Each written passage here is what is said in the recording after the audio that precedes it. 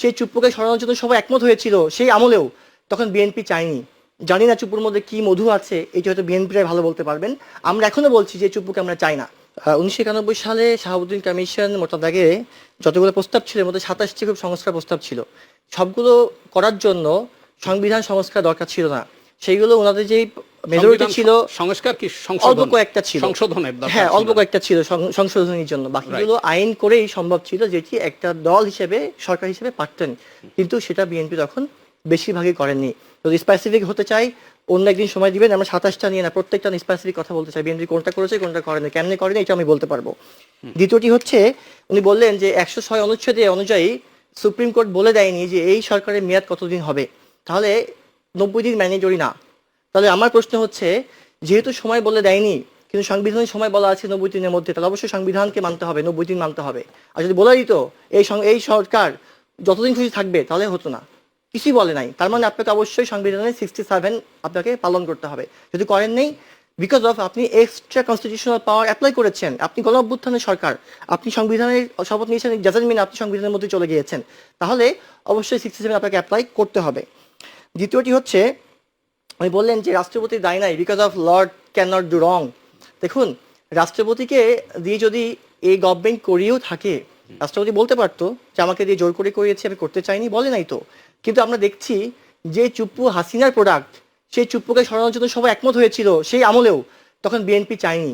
জানি না চুপ্পুর মধ্যে কি মধু আছে, এটি হয়তো বিএনপিরাই ভালো বলতে পারবেন।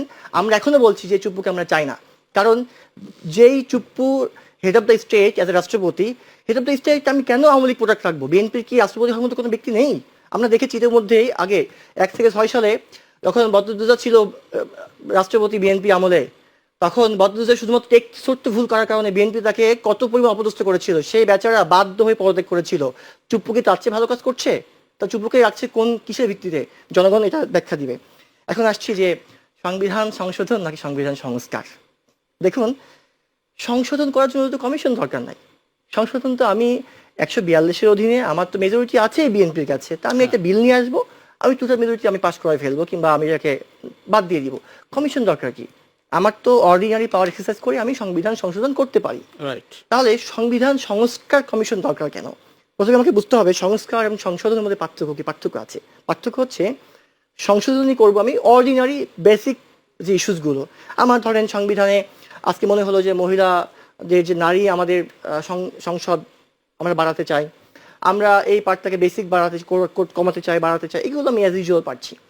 কিন্তু যখনই আমি সংবিধানের সংস্কার বলছি, তার মানে সংবিধানের বেসিক স্ট্রাকচার, ডক্ট্রিনের বেসিক স্ট্রাকচারকে আঘাত করতে হবে। ধরুন আমি একটা উদাহরণ দিয়ে বলি, আমি তো চাই যে জুলাই গণ অভ্যুত্থানের পুরো ইতিহাসটাকে আমার প্রিয়াম্বলে যুক্ত হবে, যেমনটি 71-কে আনা হয়েছে, এখানে থাকবে। আপনি প্রিয়াম্বল চেঞ্জ করতে পারবেন না 142 অধীনে। কমিশন কেন, সংবিধান যা করেন না কেন, 142-তে আপনি পারবেন না, ইম্পসিবল, প্রিয়াম্বল চেঞ্জ করতে পারবেন না। আমি যেমনটি 71 সালে মুক্তিযোদ্ধাদেরকে দায় মুক্তি দিয়েছি, ঠিক তেমনই আমি জুলাই যোদ্ধাদেরকে দায় মুক্তি দিতে চাই। এটা আমাদের বেসিক স্ট্রাকচার, চেঞ্জ করতে হবে। 142 দিয়ে আপনি পারবেন না। আমি সংসদকে দ্বিকক্ষ বিশিষ্ট করতে চাই। এখন এটা পিআর হবে কি হবে, এটা দুই পক্ষ মিলে ঠিক করবেন। কিন্তু আমাদের তো স্ট্রাকচার কি হবে না ভোটের ভিত্তিতে হবে, ডিফারেন্ট প্রশ্ন, ডিফারেন্ট কোশ্চেন। এটা সব দল ঠিক করুক, এটা নিয়ে আমার ব্যাপার না। আমার কথা হচ্ছে যে সংসদ যে দ্বিকক্ষ হবে, এটা বেসিক স্ট্রাকচার। চেঞ্জ করতে গেলে আপনাকে স্ট্রাকচার চেঞ্জ করতে হবে। এখন ঠাকুর ভাই বলতে পারেন যে এটা তো একসাথে বসে করে ফেলবো, কেমনি করবেন? 142-তে আসবেন। তার মানে আপনি যদি সংবিধান সংশোধন কমিশন করেন, কমিশন প্রস্তাব দিবে এইগুলো করা হোক, সেটা যাবে কিভাবে? সংবিধানের 142 সংশোধন অনুযায়ী বিল আকারে যাবে। কালকে তো আমি হাইকোর্টে রিট করবো যে এটা সংবিধানের বেসিক স্ট্রাকচারের ভায়োলেশন, হাইকোর্টে আলটা ভাইরাস করে দিবে, তো একটাও টিকবে না। এই জন্য সংবিধান সংস্কার কমিশন লাগবে, যে সংস্কার কমিশনের পাওয়ার হচ্ছে সংবিধানের যেখানে যেখানে প্রবলেম কিংবা জনগণের জন্য চেঞ্জ করা দরকার, সবগুলো আমি চেঞ্জ করে ফেলবো। নোবডি ক্যান, মানে কি বলে, আমাকে কেউ ধরতে পারবে না, আমাকে কেউ আঘাত করে বা আমাকে আটকে রাখতে পারবে না।